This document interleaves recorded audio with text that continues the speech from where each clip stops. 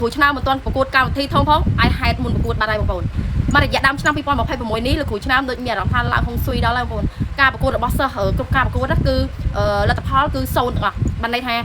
ចេញ8ឈ្នះ8ចេញ9ឈ្នះ9ចេញ10ឈ្នះ10អញ្ចឹងណាហើយក៏ទទួលបានពានខ្សែក្បាត់ចូលក្លឹបបដាដែរហើយយើងក៏លេចទៅមើលដើមឆ្នាំវិញបងប្អូនដើមឆ្នាំគឺដើមឆ្នាំ2026បងប្អូនលោកគ្រូទទួលបានកំប៉ុងមាសពីកបីព្រៃពីសម្បត្តិ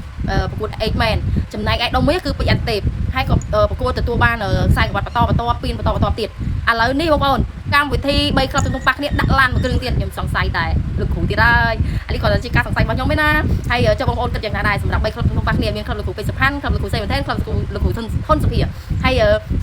មួយទៀតបងប្អូនអ្វីដែលខ្ញុំថាលោកគ្រូឲ្យហេតុមុនការប្រកួតណាបងប្អូ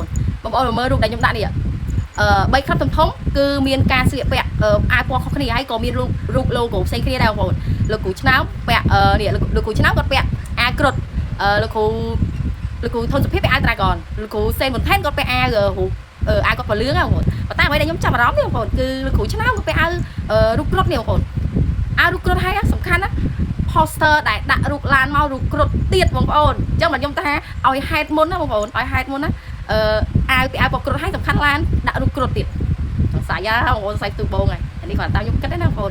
ចុះបងប្អូនគិតថាក្លឹបណាបងប្អូនប៉ុន្តែយើងចេះស្ដែងនៅលើស៊ីវីនព្រោះថាកីឡាករមកប្រកួតនីមួយៗតាមក្លឹប3ក្លឹបនេះគឺប្រកួតបងប្អូនប្រហែលជាបានដឹងហើយឥឡូវយើងទៅមើលបេក្ខភាពនៅក្លឹបលោកគ្រូពេជ្រសុផាន់វិញដើម្បីប្រេតពីសម្បត្តិពេជ្រអន្តេពេជ្របំសិតពេជ្រសុភីមសិតតែជាកីឡាករនិយាយអាចថាបានជា grade A ក្នុងក្លឹបលោកគ្រូឆ្នើមហើយយើងទៅមើលក្លឹបលោកគ្រូសេមថេនវិញក៏កីឡាករក៏ល្អដែរបងប្អូនមានបងប្អូនសង្ឃឹមប៉ែនកាក់យ៉ាស៊ីនប៉ែនកាក់មហាម៉ាត់និងប៉ែនកាក់រីតស័យសិតតែជាកីឡាករដែលបងប្អូនស្គាល់ហើយក៏ជាកីឡាករដែលល្អដែរបងប្អូនហើយចំណែកឯក្លឹបលោកគ្រូធនសុភាក៏មិនធម្មតាដែរមានធនផានិត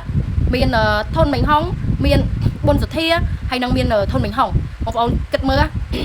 ឃើញបងប្អូនសិតតែជាកីឡាករដែលល្អអញ្ចឹងយកទៅប៉ះគ្នាបងប្អូនគិតថាផែនអីក្លាប់ចាស់បងប្អូនពេលខ្លះយើងគិតថា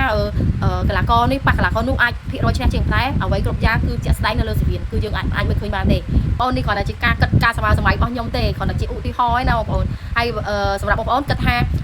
នឹងឡានមួយគ្រឿងជូនក្លឹបតែបងប្អូនគិតថាបានទៅលើក្លឹបលោកគ្រូមួយណាបងប្អូន